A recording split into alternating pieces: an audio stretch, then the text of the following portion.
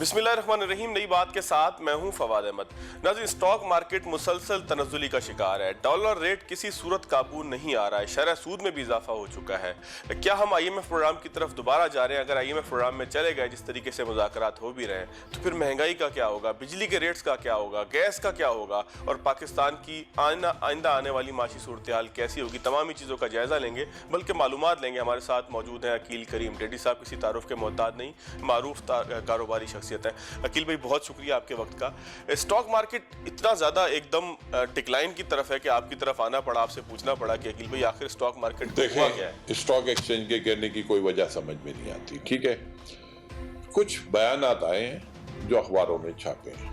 एक तो स्पेशली एक मीडिया टाइकून हमेशा ऑलवेज ऑलवेज ऑलवेज पता नहीं है उनको क्या होता है, कभी कभी बहुत अच्छी बातें भी करते हैं, लेकिन एक कॉम्बिनेशन है, एक ब्रोकर है, उनके समझी है, ये जब मिल के जाहिर बात है कि गवर्नमेंट के खिलाफ कभी कोई अच्छी न्यूज़ उनके यहाँ हमने नहीं देखी। लेकिन अक्सर हम ये देखते हैं कि गवर्नमेंट के कुछ मिनिस्टर इनकी बातों को बहुत वेट देते हैं।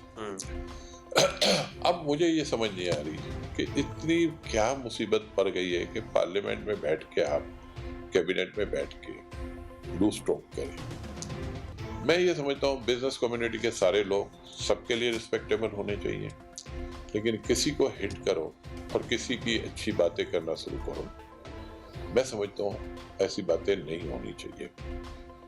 कैबिनेट का काम है कि अगर वाकई कोई इशू है तो वो एक स्टेटमेंट आना चाहिए सबका मिलजुल के। किसी के नाम से बयान आ रहा है रिफाइनरीज के हवाले से, किसी के बारे में आ रहा है, मुख्तलिफ किस्म के बयान था। लेकिन जाहिर बात है कि कोई आदमी पाकिस्तान में अच्छा काम करना चाहता है तो उसको मुसीबतें तो पड़ी रहती हैं। रिफाइनरी पॉलिसी अभी जो PM के मुश्किल लगे थे ताबिज़ गौर, उन्होंने नहीं बनाई, नदीम बाबर ने बनाई है। ठीक है। और जब रिफाइनरी पॉलिसी बनी थी तो मीडिया टाइकून के ग्रुप ने शेयर भी खरीदे थे स्टॉक में। ये झाकी चुपी बातें नहीं है। अगर इसकी इन्वेस्टिगेशन कौन करेगा? SACP इनके सामने कभी भी खड़ा नहीं रह सकता। ठीक है, क्योंकि उनका असर रसूख इवन गवर्नमेंट से उनके ताल्लुकात अच्छे नहीं है, लेकिन उनके अपने असर रसूख है। अब जितनी मीडिया में प्रोपेगेंडा हुआ है, इतना लॉस इन्वेस्टर को हुआ है, अदरवाइज तो बड़ा शोर मच जाता है, लेकिन कोई तस्दीद नहीं आई, कोई आके कुछ नहीं कह रहा। मुख्तलिफ किस्म के न्यूज़ आ रही है कि फला रिफाइनरी सब बंद करने जा रहे हैं, तो ये प्रोपेगेंडा नहीं होना चाहिए। रेगुलेटर को इसके ऊपर एक्शन लेना चाहिए। लेकिन रेड्डी साहब, अगर पाकिस्तान की एक ही स्टॉक एक्सचेंज अब तो बची है, 4-5 थी पहले, अगर वो इतनी फ्रेजाइल होगी कि किसी एक शख्स की ख्वाहिश पर या किसी लोगों के बयानात के ऊपर वो इस तरीके से ढह जाएगी तो फिर तो इन्वेस्टर का एतमाद नहीं होगा। ये अगर कैबिनेट के नाम से न्यूज़ आएगी तो डेफिनेट नुकसान होगा। जिन जिन मिनिस्टरों के नाम आ रहे थे उनको तस्दीद करनी चाहिए। अगर उन्होंने बातें कही भी है ना तो आके बताएं, कोई ऐसी बात नहीं है। अगर वो पाकिस्तान के इंटरेस्ट में कोई बात बताना चाहते हैं सब उसको एक्सेप्ट करेंगे, क्योंकि पाकिस्तान पहले, बाकी चीजें बाद में। बिल्कुल ठीक। चाहे वो IPP हो, चाहे वो रिफाइनरी हो, चाहे वो सीमेंट हो, चाहे वो स्टील हो, ये सारी चीजें अगर मुल्क के इंटरेस्ट में गवर्नमेंट पॉलिसी बना रही है तो लोग एक्सेप्ट करेंगे। हमारा हाउसिंग से बहुत ताल्लुक है, स्टील महंगा हो गया है, सीमेंट महंगी हुई है, लेकिन हम कभी भी ये नहीं कहेंगे कि नहीं इनके ऊपर आप सख्ती करें। अगर गवर्नमेंट उनको रिलैक्सेशन दे रही है तो अच्छी बात है, कोई बुरी बात नहीं है, लेकिन रवैया सबके साथ एक जैसा होना चाहिए। बिल्कुल ठीक। इस गवर्नमेंट को ये पता होना चाहिए कि इनके अपने दुश्मन कितने हैं। क्या आज वो उन दुश्मनों के हाथ में खेलेंगे? नहीं। अब मैं आज फिर रिपीट कर रहा हूँ कि कैबिनेट, प्राइम मिनिस्टर कमाल का काम कर रहे हैं, अच्छा काम कर रहे हैं, बिजनेस कम्युनिटी खुश है, किसी किस्म की कोई प्रॉब्लम नहीं है।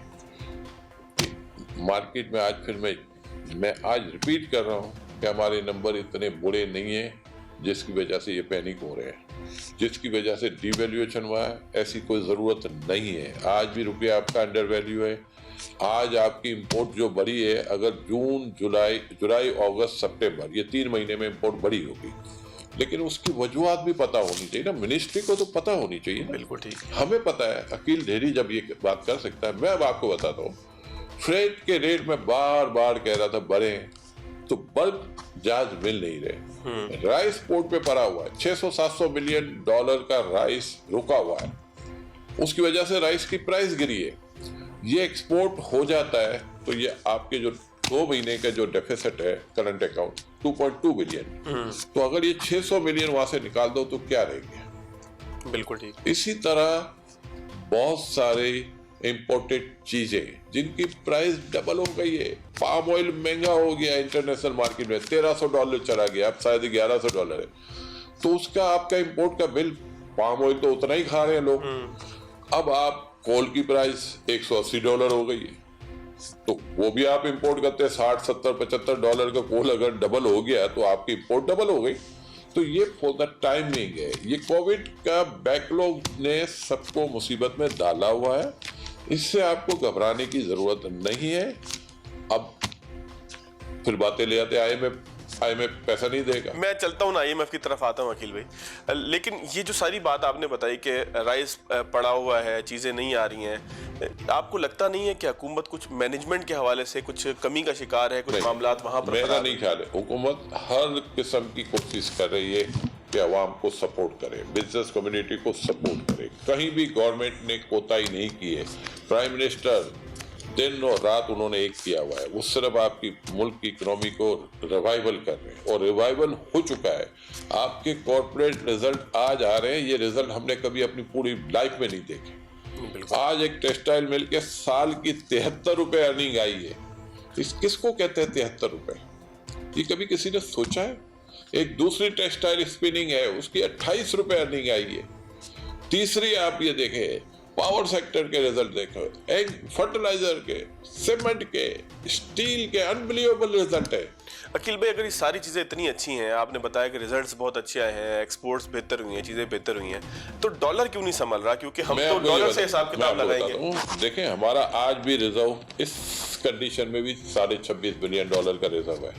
आज इस वक्त जो मैं बात कर रहा हूँ 28 सितंबर, ठीक है।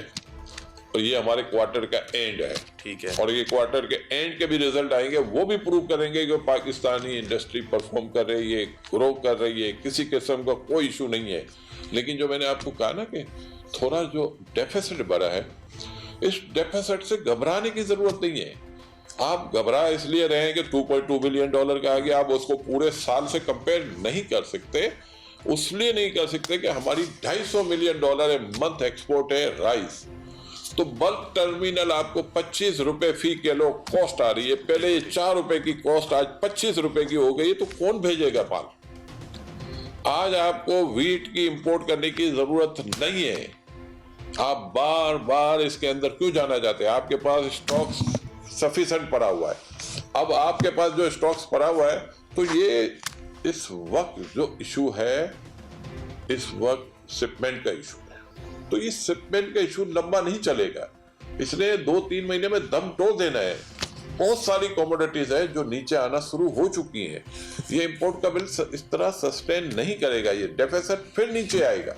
बिल्कुल ठीक। ये हो सकता है कि अगर ऑन द होल हम पूरे साल का देखें तो पाकिस्तान ने $32 बिलियन गुड्स एक्सपोर्ट करना ही करना है, 7 बिलियन सर्विसेज में करना ही करना है, 32, 7, 39, और 33 बिलियन का रेमिटेंस नहीं आया तो 32 तो डेफिनेट आएगा। तो ये अब सब मिलाते हैं तो $71 बिलियन बनता है। बिल्कुल ठीक। और सामने अगर आप इंपोर्ट को देखेंगे, अगर 6 से भी आप कंपेयर कर लो कि हर साल 6 बिलियन, मेरा ख्याल है कि इसमें 2-3 महीने बहुत अच्छे होंगे। क्योंकि हमारे यहाँ होता है कि जब पानी जब नीचे आता है तो बिजली आपको 7-8 हजार मेगावाट एक्स्ट्रा बनानी पड़ती है। उसके लिए आपको गैस का इस्तेमाल करना पड़ता है, उसमें आपको LNG का इस्तेमाल करना पड़ता है, उसमें आपको फर्नेस ऑयल चाहिए, उसमें आपको डीजल चाहिए। तो ये सारी चीजें हमें अंडरस्टैंड करनी चाहिए कि हमारे जो मुश्किल महीने होते हैं, जब पानी बिल्कुल डेड लेवल पे आ जाता है, ये मई, जून, जुलाई, अगस्त, ये मुश्किल महीने होते हैं, लेकिन बाद में फिर बेहतर हो जाते हैं। लेकिन अकील भाई, मैं दोबारा उधर ही आऊंगा। डॉलर तो मैंने समझ गया आपकी बात कि ये आप कहते हैं कि वापस आएगा कि जिस वक्त चीजें ठीक होंगी, लेकिन स्टॉक मार्केट, आप जाहिर है कि उसके असल में स्टॉक मार्केट के हवाले से आप अगर ये बात आप कहें ना कि जी समझ में नहीं आता ये क्यों है, तो फिर लोग इस पर यकीन नहीं करते। मैं आपको जो रिजल्ट से बात कर रहा हूँ, स्टॉक रिजल्ट पे चलती है, स्टॉक फंडामेंटल्स पे चलती है। कोई चीज ऐसी नहीं है जिसमें आपको पैनिक होने की जरूरत है, लेकिन क्योंकि रेगुलेटर को चाहिए कि इन पे नजर रखे। रेगुलेशन की बात ही मैं करूंगा कि किसी मीडिया टाइकॉन, उसका समधी एक बड़ा ब्रोकर हो और वो चीजों को यहाँ से वहां ले जाए, मुल्क को नुकसान की तरफ ले जाए या मुल्क को ऐसी तरफ ले जाए कि जहां लोग यकीन करना छोड़ दें। आप एक काम कर ले, पिछला रिकॉर्ड उठा लेना, 25 साल का रिकॉर्ड उठा लेना। ये वाहिद ग्रुप है जिसको कोई पूछने वाला ही नहीं पाकिस्तान में। मैं कहता हूँ गवर्नमेंट, पिछली गवर्नमेंट ने, इन्होंने वो तबाही मचाई है कि आपकी सोच हो, लेकिन नहीं पूछ रहा कोई। आप क्या भाई, इस वक्त तो मौसम अच्छा है, मट्टी वाफर है, पानी वाफर है, मट्टी भी जरखेज है, तो अब तो रेगुलेशन ऐसी हो जानी चाहिए ना। अब लगता है कि हमारी एक्सपेक्टेशन हमेशा है, ये लोग लिस्टिंग कराने आते हैं तो लिस्टिंग के रूल चेंज हो जाते हैं और लोग तारीफें करते हैं। अभी पिछले दिनों एक जाली लिस्टिंग भी है, मैं अब आपको बता नहीं सकता, आप मेरे से पूरा रिकॉर्ड ले लें, मैं गारंटी देता हूं अगर वो लिस्टिंग सही होगी मैं जिम्मेदार हूं, लेकिन कोई बंदा पूछने वाला नहीं है, इनसे कोई सवाल नहीं करता। नहीं, अगर ये माफिया है तो माफिया के खिलाफ इमरान खान साहब कहते हैं कि मैं तलवार लेकर निकला हूं, माफिया के खिलाफ जंग है, तो इस माफिया हमारे मुल्क में एक आपने बात सुनी होगी, कहते हैं अमीर क्राइम करे तो छोड़ दो, गरीब क्राइम करे तो मार दो। तो मेरे हिसाब से जिस तरीके से ये माफिया के ऊपर कोई हाथ नहीं डाल रहा, तो मुझे लगता है ये सेंट्रल जेल में जितने बेचारे लोग अंदर बड़े हुए हैं सबको छोड़ देना चाहिए। मैं ये कहता हूं कि अगर अमीर आदमी चोरी करता है ना तो उसको फांसी पे लटकाओ, और गरीब आदमी चोरी करता है ना तो उसको हार पहनाओ कि हमारी गलती से तुझे चोरी करनी पड़ी है, हम तुझसे माफी मांगते हैं। अब फ्यूचर में हम ख्याल करेंगे कि किसी आम छोटा आदमी इस गलत रास्ते पे जाए। मैं अकील भाई एक ब्रेक लेता हूँ, नाज़रीन एक छोटा सा ब्रेक लेते हैं। स्टॉक मार्केट वाला किस्सा भी खत्म नहीं हुआ, डेडी साहब की तरफ दोबारा आएंगे आफ्टर शॉट।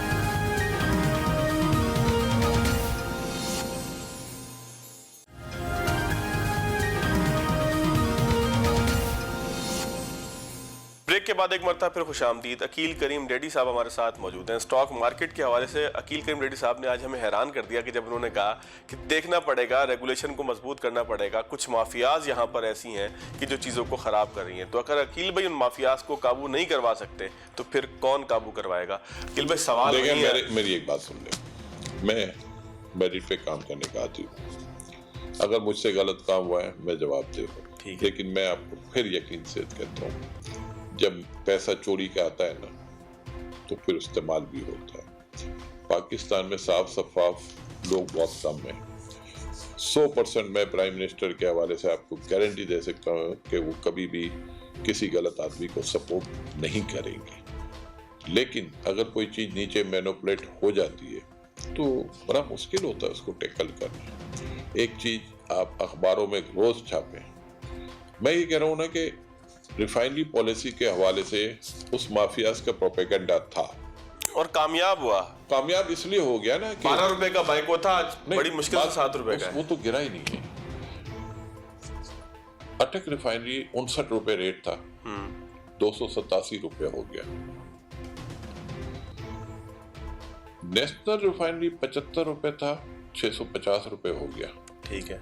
और ये पॉलिसी किस दौर में बनी थी? जब नदीम बाबर ने बनाई थी। बिल्कुल ठीक है। अब जब नदीम बाबर की पॉलिसी के बाद पॉलिसी में बहुत कुछ चेंज हुआ, तो चेंज होने के बाद प्राइस बढ़ी नहीं है, गिरी है। बिल्कुल। तो जिस बंदे ने पॉलिसी नदीम बाबर की ठीक की है, वो उसने गवर्नमेंट के इंटरेस्ट को उसमें प्रोटेक्ट किया। बिल्कुल ठीक है। अब अगर आप उससे गलतियां हुई होगी, मैं ये नहीं समझता, बहुत सारे ऐसे इशू हैं जो एहतियात करनी चाहिए। गवर्नमेंट को बहुत सारी चीजें देखनी पड़ती है, स्ट्रेटेजिक मामला भी होते हैं और वो हमारी प्रायोरिटी होनी चाहिए। हमें कभी भी उस चीज के अगेंस्ट नहीं जाना चाहिए, क्योंकि गवर्नमेंट गवर्नमेंट है, गवर्नमेंट बहुत सारे ऐसे काम कर रही होती है जिसमें बहुत सारे लोगों को अंडरस्टैंड करना चाहिए। बिल्कुल ठीक है। लेकिन मैं ये नहीं कह रहा, इन चीजों का कुछ लोग मिसयूज करते हैं।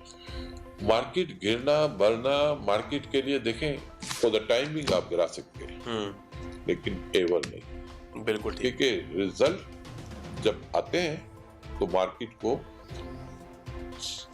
बेहतर कर देते। आप समझते हैं कि पाकिस्तान की मार्केट इतनी फ्रेजाइल नहीं है कि कोई बंदा मुस्तकिल देखिए फॉर द टाइमिंग करके जाते हैं। किसी जमाने में हमने शेयर्स की प्राइस देखी थी 1600 रुपए। ठीक। 1600 रुपए का शेयर 2.5 रुपए हो गया, और 2.5 रुपए का शेयर फिर 60 रुपए हो गया, फिर ये शेयर 4 साढ़े 4 पे आया। फिर ये इस तरह के ग्रुप को हमें प्रमोट नहीं करना चाहिए। ये इन लोगों की इन्वेस्टिगेशन होनी चाहिए। ये लोगों को ब्लैकमेल करते हैं, और जब गवर्नमेंट या एसीसीपी इनके खिलाफ कुछ नहीं करती तो डेफिनेट इनकी हिम्मत बढ़ जाती है। शरह सूद का कितना इम्पैक्ट है? 0। 7 और 7.25 में डिफरेंस गया है। तो आगे जाके बढ़ेगा भी? आईएमएफ प्रोग्राम में हम जा रहे हैं। मैं आपको बताता हूँ, आईएमएफ को इशू इसलिए नहीं होना चाहिए कि हमारे नंबर्स बेहतर है। गवर्नमेंट जब से आई है आज भी इनके पास $8 बिलियन सरप्लस है, रिजर्व इन्होंने बढ़ाया है। आज भी इन्होंने $23 बिलियन की रीपेमेंट की है। आपने एक बात की लिस्टिंग की, आपने 2-3 बातें की कि लोगों को का रुझान पैदा करना। किल में मैंने एक रिपोर्ट पढ़ी 3-4 दिन पहले, जिसके मुताबिक पाकिस्तान के कोई 20 ख़ानदान ऐसे हैं। ख़ानदान उन्होंने इसलिए कहा है कि वो कहते हैं कि उसी ख़ानदान के मुख्तलिफ लोग स्टॉक के मुख्तलिफ ओहदों पे भी पहुँचते हैं, रेगुलेटर्स भी वही होते हैं, इन्वेस्टर भी वही होते हैं। पूरी स्टॉक मार्केट पाकिस्तान की 20 ख़ानदानों के गिर्द घूम रही है। ये कोई फ़ॉरेन जरीदे की एक रिपोर्ट है, मैं आपको बताता हूँ, उसका हवाला है। मेरा अपना ख्याल है, सिर्फ एक आदमी है, 20 भी नहीं, सिंगल आदमी, चाहे वो हुकूमत का दोस्त हो या ना हो, वो इकलौता हर किस्म के डिसीजन इम्प्लीमेंट करा रहा है। उसके पीछे बहुत कदावर शख्सियत आ जाती है। आप वो फ्रॉड उठाएं, मैं आपको पूरा रिकॉर्ड देता हूँ, मैं देखता हूँ, आप उसको छाप के दिखा दें। क्या नुकसान होगा अगर उसको हम छापें? ये पाकिस्तान के इतने बड़े बड़े, पाकिस्तान के 2 इंग्लिश अखबार हैं, एक उनका अपना है, 3 अखबार में खबर छपवा दो, 100% प्रूफ होगा, 100%, 99% नहीं, 100। अखिल भाई, पाकिस्तान की बिजनेस के ऊपर अखबारात का, मीडिया का इस कदर असर है? देखें, बहुत हो सकता है वजूहत पैसे की ना हो और कोई वजूहत हो, लेकिन बहरहाल वो ताकतवर है, और अब उसके लिए वो ताकत कहाँ से आती है ये अल्लाह बेहतर जानता है। लेकिन कम से कम आप ये तो कर सकते हैं ना, 2, 4, 5, 6 चार्टर अकाउंटेंट को बिठा दें, उनके पास बैलेंस शीट भेज दें। तो आपके बड़े खास ताल्लुकात हैं खान साहब से, बड़ी मोहब्बत है आपकी। मैंने आपको क्या बोला कि प्राइम मिनिस्टर जिस तरीके से मेहनत कर रहा है, ये काम उनका नहीं है। आपको लगता है आने वाले वक्तों में चीजें नहीं चाहते कि हमारी अपनी एक ख्वाहिश है कि मुल्क पहले आगे बढ़े, ये छोटी छोटी पेचीदगियों में ना जाए, ठीक है। खान साहब की गवर्नमेंट है, उसका काम है जो रेगुलेटर है वो उसको देखें, पेट्रोलियम वालों का काम है वो उसको देखें, बिल्कुल ठीक। अगर उनके खिलाफ कोई प्रोपेगेंडा हो रहा है तो वो देखें, आईपीपी का अगर कुछ हो रहा है तो उसका रेगुलेटर देखें, बिजनेस कम्युनिटी की कोई इशू है तो फाइनेंस मिनिस्ट्री की जॉब है। और दिन और रात उन्होंने मेहनत की है ये चीज़ें लेके, अगर हम इसमें नहीं खोना चाहते, लेकिन जाहिर बात है कि मफाद परस्त लोग हैं, ये अपने मफाद हासिल करते हैं। मैंने अभी आपको एक बात बताई, 65 रुपए का शेयर अगर 300 रुपए हो जाए तो क्या किस लिए हुआ? कुछ तो था ना। बिल्कुल ठीक है, रेगुलेटर को देखना चाहिए। फिर मैंने कहा आपको कि 70-75 रुपए का शेयर 650 रुपए हुआ, जो क्या है, ऐसे ही हो गया। बिल्कुल ठीक है। तो आप इसके डीप में तो जाओगे ना, अब डीप में जाओगे तो पता चलेगा। यानी कि इसको सम अप ऐसे कर लेते हैं कि मुल्क को नुकसान से बचाने के लिए रेगुलेटर को देखना होगा। देखिए, रेगुलेटर भी बेचारे के, रेगुलेटर को भी कहीं से फोन आ जाएगा, उसने क्या करना है। बिल्कुल ठीक। मसला ये है कि आपने जो बात की ना, गलत लोगों को, मुझे इतना पता है, एक कमिश्नर उस बेचारे ने एक इन्वेस्टिगेशन शुरू की, सेम डे नौकरी से निकाल दिया, सेम डे। कभी दुनिया की हिस्ट्री में नहीं हुआ हुआ। अगर पूरी दुनिया के में हम जाके ये चीज उठा के देखें ना, तो इस तरह के लोगों को प्रमोट किया जाता है जो सही काम करते हैं। चलें इसको सम अप करते हैं। मैं ब्रेक लेता हूँ, ब्रेक के बाद दोबारा आता हूँ कि माफियाज का राज है और इमरान खान साहब को जिस तरीके से वो बार बार कहते हैं उन्हीं का मुकाबला करना होगा। एक ब्रेक लेते हैं, ब्रेक के बाद दोबारा आएंगे तो अफगानिस्तान का पाकिस्तान पे क्या इम्पैक्ट होगा, खासतौर पर मईशत के हवाले से मालूम करेंगे अकील करीम रेड्डी साहब से।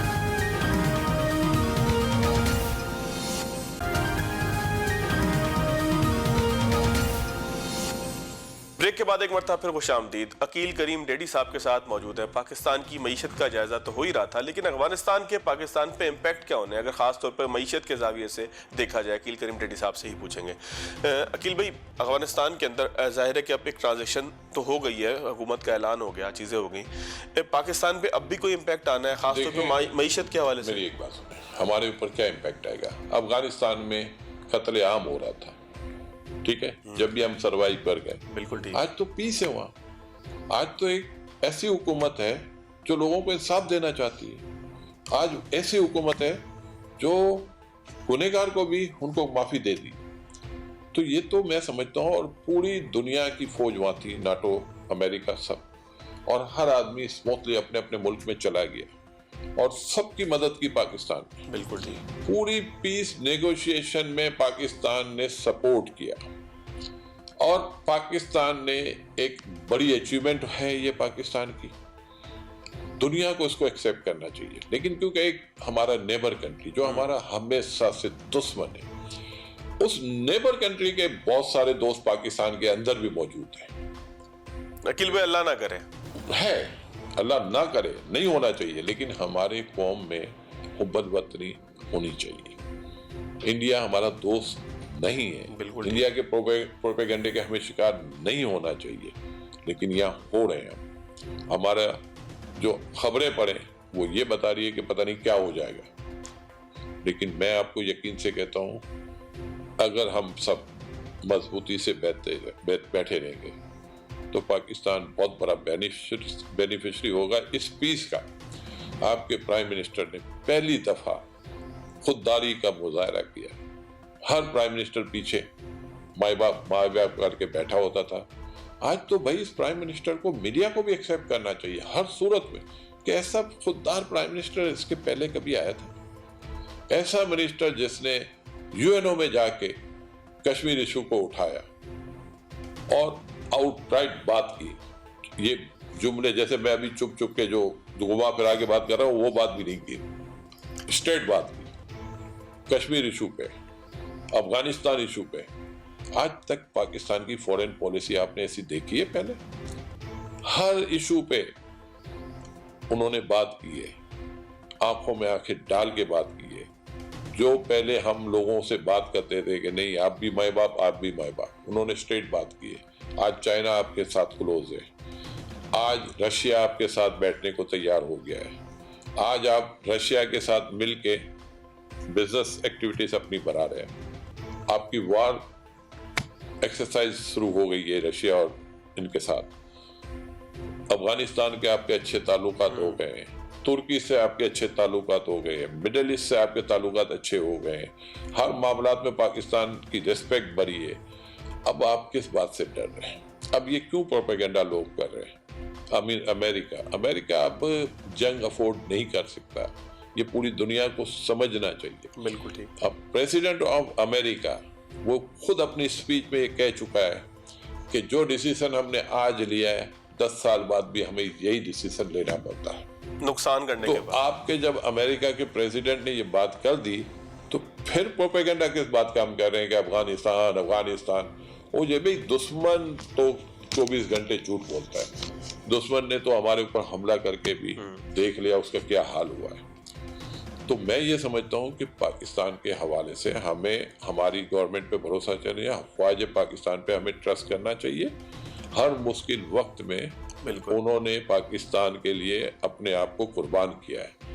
आज भी अगर हम बलूचिस्तान में जाएं, वजीरिस्तान में जाएं, कितने फौजी शहादत हासिल हो रही है उनको। तो क्या इनकी कुर्बानियों को हमने याद नहीं रखना?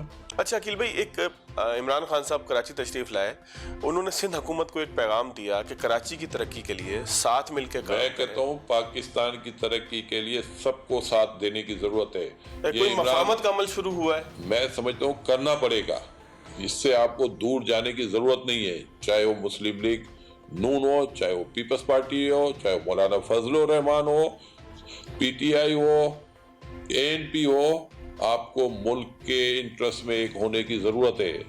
आपके मुल्क ने इस दफा बहुत जबरदस्त पॉलिसी दी है। आम आदमी के लिए जितनी पॉलिसी बनी है शायद इसको आप सोच भी नहीं सकते। आपके गरीब आदमी को अब क्राइसिस में निकलने का मौका मिला है। हाउसिंग पॉलिसी ने हर आदमी को उम्मीद दिलाई है कि अब एक घर का मालिक हर छोटे से छोटा आदमी बन सकता है। सारी आपकी इंडस्ट्री रिवाइव हो चुकी है। सिर्फ और सिर्फ प्रोपेगेंडा हो रहा है पाकिस्तान के खिलाफ। लोग समझ रहे हैं कि पाकिस्तान ने एम्यूनेशन इस वक्त एयरक्राफ्ट की डील की है। तो ये हम पहले कभी सोच सकते थे? आज अल्लाह ताला ने हमें कामयाब किया है। अगर इंडिया के पास राफेल मिला है, लेकिन पाकिस्तान को भी चाइना ने इसके मुकाबले का एक जहाज दिया है। बिल्कुल ठीक। तो हमें अब अपने आप को वो पाकिस्तान नहीं समझना चाहिए। अब ये पाकिस्तान चेंज है। बिल्कुल ठीक है। अखिल भाई, पाकिस्तान के पास अब कैपेसिटी है जवाब देने की। एक आखिरी क्वेश्चन में चाह रहा था, मैं आपकी बात बिल्कुल ठीक समझ रहा हूँ, इसको इख्तिताम इसी बात पे आपकी करेंगे। आइलैंड का जो मामला है, कराची के करीब जो 2 आइलैंड हैं जिसपे हुकूमत पाकिस्तान चाहती है डेवलपमेंट हो, तनाज़ा है सिंध हुकूमत के साथ एक नोटिफिकेशन के नतीजे में, क्या डेवलपमेंट यहाँ पर मुमकिन है? देखें, जिस मुल्क में कोस्टल इसका सबब एक मैं बता दूं, मैं इश्तिहार एक देख के आया हूँ आपके ही इदारे का, कि जिसपे आप हॉस्पिटैलिटी का गालबन एक कोई कंपनी है जिसका आपने मीटिंग बुलाई है, तो कितना फर्क पड़ेगा? देखें, हमारी जो कंपनी है टू अर्ली, अभी वो प्रोसेस में है, ठीक है ना, लेकिन हमारे पास कोस्टल बेल्ट है। ये जो पिछले दिनों मैंने पोर्ट एंड शिपिंग के एक प्रोग्राम देखा है, मैं समझता हूँ देर हुई है, लेकिन इस तरह के प्रोग्राम पहले होने चाहिए। क्योंकि जिस मुल्क में कोस्टल बेल्ट होती है ना, वो तो सोना उगलती है। बिल्कुल ठीक। हमने तो अपनी कोस्टल बेल्ट का बेड़ा गर्क किया हुआ है। हमारी तो कोस्टल बेल्ट में हम कुछ नहीं कर रहे। चले, पोर्ट एंड शिपिंग मिनिस्ट्री ने एक अच्छा इकदाम उठाया है, पहले फेज में हमें उसको सपोर्ट करना चाहिए। बिल्कुल ठीक। अगर चाइना की गवर्नमेंट उसमें आती है बहुत बड़ी बात होगी, और अगर नहीं भी आती तो पोर्ट एंड शिपिंग बहुत स्ट्रॉन्ग मिनिस्ट्री है, और इस मिनिस्ट्री के पास इतनी कैपेसिटी है कि वो बहुत कुछ कराची के लिए कर सकती है। और उनकी अगर इनकम भी हो रही है तो कराची से ही हो रही है। बिल्कुल ठीक है। और कराची पोर्ट सिटी है। कराची में अगर डेवलपमेंट वो करते हैं तो डेफिनेट पोर्ट सिटी को इसका बेनिफिट जाता है। अभी इनकी पोर्ट सिटी की एक्सपेंशन पहले बहुत बड़ी हो चुकी है। हमारी कोशिश होनी चाहिए अब यहाँ बड़े से बड़े जहाज आए। हमारी कोशिश होनी चाहिए कि जितनी फॉरेन एयरलाइन पाकिस्तान नहीं आ रही है उनको हमें लाना चाहिए। अल्लाह का शुक्र है। इस्लामाबाद एयरपोर्ट, ह्यूज एयरपोर्ट हमने बनाया है, उसके लिए भी हमें इकदाम करने की जरूरत है। हेल्थ के हवाले से पाकिस्तान के पास इस वक्त जबरदस्त अपॉर्चुनिटी है। दुनिया पाकिस्तान में अपना इलाज करा सकती है, क्योंकि पाकिस्तान में हेल्थ इतनी महंगी नहीं है जितनी दुनिया में महंगी है। इसके साथ साथ टूरिज्म, जो पाकिस्तान में इस वक्त जितना काम टूरिज्म पे हो रहा है, ये तो अनबिलीवेबल टूरिज्म पे काम हो रहा है। आप खैबर पख्तूनख्वा देखें, पूरा चेंज हो चुका है। तो हमें भी उसको देख के आगे बढ़ने की जरूरत है। हम कोस्टल बेल्ट डेवलप करें, वो वहाँ डेवलपमेंट करें। पंजाब के पास चोलिस्तान वगैरह है, लाइव एंड डेयरी स्टॉक में काम करे। बलूचिस्तान में तो माइनिंग ही माइनिंग है, बलूचिस्तान में माइनिंग को स्टार्ट करे। और मैं ये समझता हूँ पिछले दिनों हमने देखा था कि रेकोडेक के हवाले से आर्मी चीफ ने इतना लोगों को मजबूत किया है कि एक पाकिस्तानी ग्रुप इसके लिए रेकोडेक के प्रोजेक्ट के लेके आगे चला है। तो ये सारी चीजें जो होने जा रही हैं, ये पूरे पाकिस्तान को चेंज कर देगी। पूरे पाकिस्तान को चेंज कर देगी। पाकिस्तानियों को खुदा के लिए मैं एक रिक्वेस्ट करता हूँ कि इंडियन चैनल देखना बंद कर दें, इंडिया का प्रोपेगेंडा सुनना बंद कर दें, और आप अपने मुल्क की तरफ देखें। हम बिल्कुल राइट डायरेक्शन में जा चुके हैं। और इंशाअल्लाह हर आने वाला दिन हमारे लिए बेहतर दिन होगा।